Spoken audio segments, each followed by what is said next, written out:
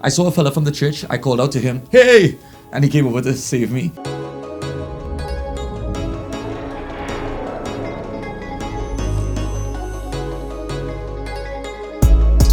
Did I ever tell you about the time I almost drowned?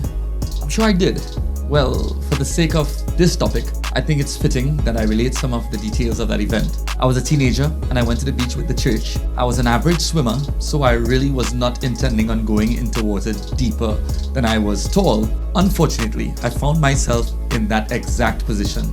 As I swam in, I eventually tried to stand in the water, but I could not find the ground. I was sure that I was in shallow water. Imagine the panic that set in. I tried to swim out, but the current kept pulling me back in. I saw a fella from the church. I called out to him, "Hey!" And he came over to save me. He was an older dude, bigger than I was. I was just a kid. When he came near, I held on to him. But soon the current dragged him in as well. He threw me off his back and started screaming for help. A drunk man who happened to be passing by heard our cries for help and rescued my rescuer. Yes, he didn't notice me struggling as well. I called him back and he eventually staggered into the water and pulled me out. That day, I developed a fear of the ocean. I never went into water deeper than my waist. Fast forward a few years down the road, I'm in Texas. I went to a friend's house. They had a pool. The deep end of the pool was around 10 feet. This might as well be 10 miles to me.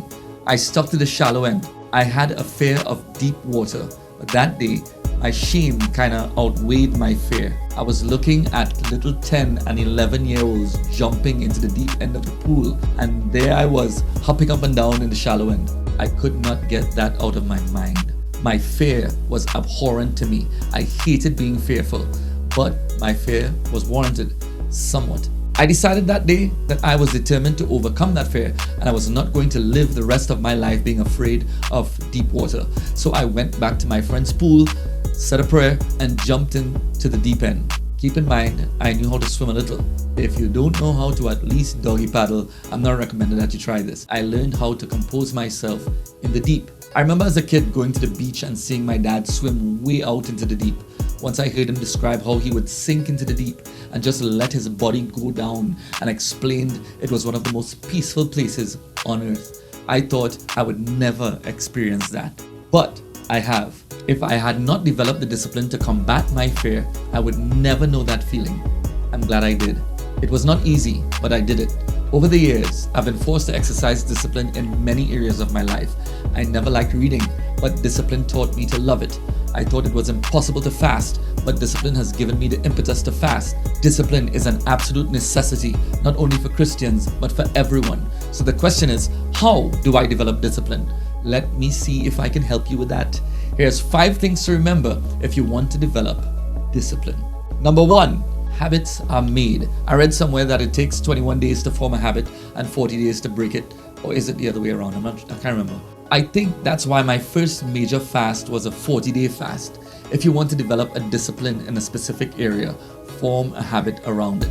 For example, if you want to develop a prayer life and don't have the discipline to do it, just set your clock to wake at a certain time to pray for 40 days. Make it non-negotiable. To add a little gravity to your endeavor, make this commitment before God. Just the mere fact that you're doing this unto the Lord should encourage you to not disappoint Him. If you fail, I assure you that the guilt you feel would be priceless in helping you to keep the commitment the next time around. Number 2, weigh the consequences. You should have a very good idea of the negative consequences of indiscipline. For instance, laziness and inactivity not only affects you, but those you love. Lazy people often drag people down with them. Another good example is weight. I tell excessively overweight people all the time, if you don't care about yourself, at least care for the people who love you. I know that this messed up society wants to convince us that being overweight is somehow healthy. We all know that's not true. Consider the consequences of not being disciplined enough to have a healthy body. Also, you should weigh the consequences of having discipline. Envision the consequences to not only you, but to others if you develop a life of discipline. Number 3, acquire knowledge. If you cannot adequately gauge the benefits of being disciplined in a specific area, then learn about it. Do your research. Look into why a certain food is called healthy, or why walking a couple of miles a day is beneficial. Try reading your Bible for a few mornings and see how it affects your day. You just might be surprised. Number 4, no escape hatches. So many people want to develop discipline, but often leave contingency plans. Just in case, I assure you, if you make room to fail, you will. So, you want to overcome your sweet tooth, but you have a slice of chocolate cake in the fridge hiding behind the broccoli. If you're doing it, do it well. Get rid of everything that may be a temptation or a distraction. Don't accommodate failure. Don't entertain excuses.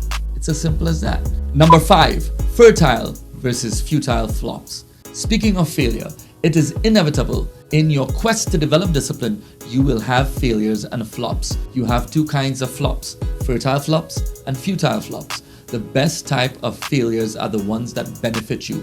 All failures should be beneficial. If you think about it, failures may be more valuable than successes because failures, trial and error, makes your confidence pragmatic.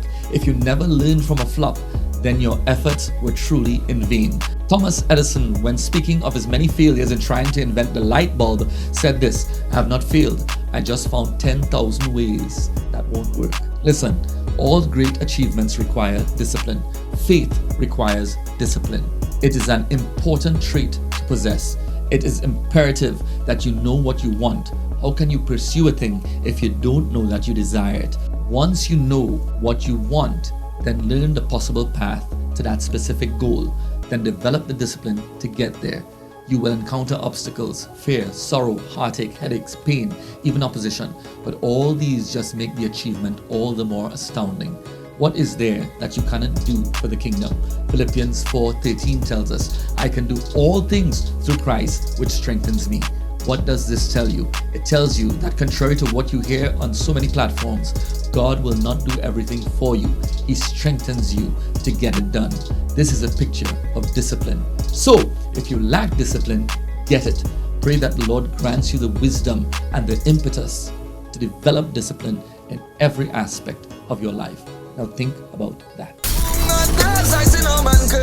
I'm wading through this water, Lord, for better or for worse. In all my ways, I'm putting Jesus first. With love in every line, in every song, in every verse.